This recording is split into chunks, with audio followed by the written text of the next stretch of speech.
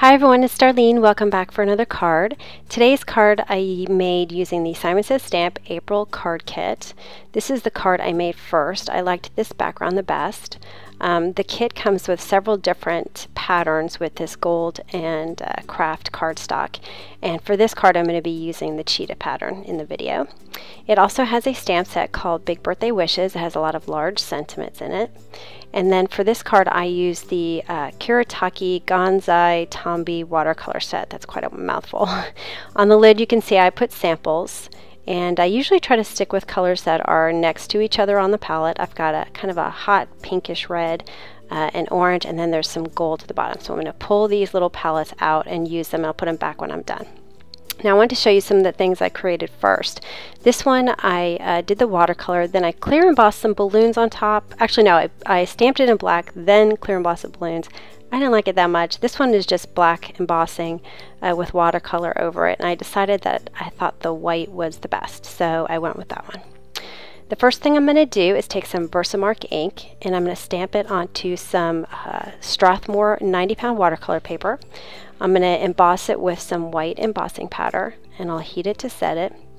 Now I noticed after I was done heating it that there was a hole left, and I guess I didn't ink it on my stamp, or maybe there was something on my stamp. You can kind of see it there. There's kind of a hole there on the E. So to fix this, it's really easy. I have a Versamarker, which is the Versamark ink pad in a marker form.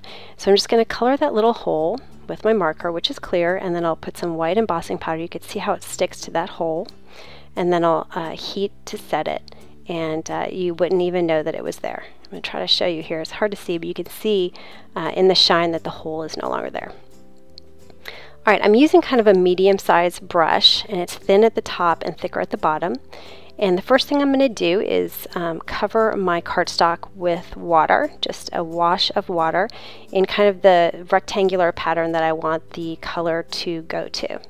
Now I usually start with the lightest color first, and some people like to spray their watercolor palettes with like a water spritzer. But I like to actually add the water with my brush, because then I can control exactly how much water is going in there, and I can sort of feel how it feels on my brush. And so I'm going to pick up some color, and I'm going to drop it here and there, and I'm just going to make sure that I've got, you know, orange in all the different areas. I don't leave any bare.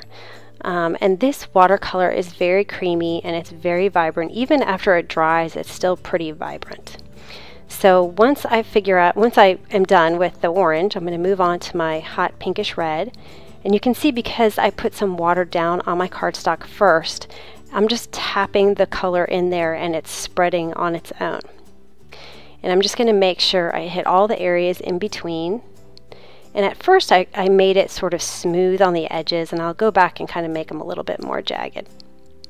But you sort of have to play with it a little bit. Each card's going to be a little bit different. And you just kind of let the water go where it wants to go, and it'll pretty much stop itself where you ended at your water when you put that first water wash.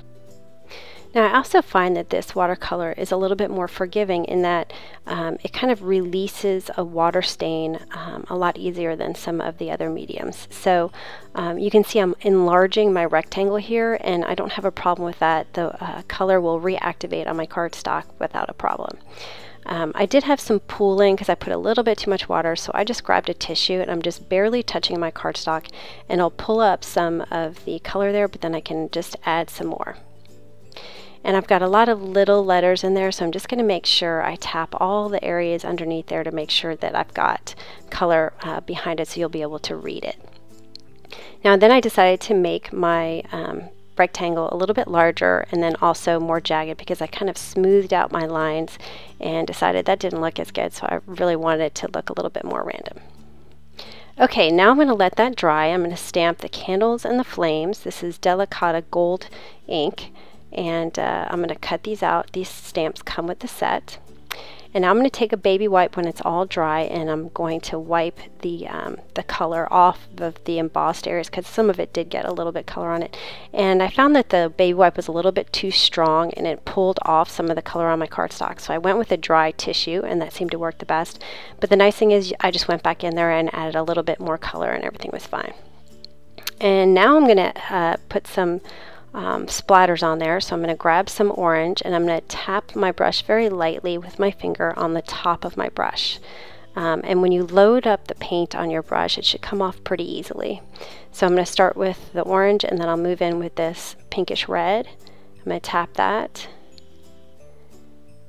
And then finally, actually what I ended up doing, I decided I wanted a little bit more of a bright color. So I grabbed the yellow out of my watercolors and I'm going to put some yellow splatters, and then finally I'll finish it off with the gold, which is actually a really pretty gold. It's not really a tarnished gold, it's pretty bright. So I'm going to get some on my brush here and I'll tap it.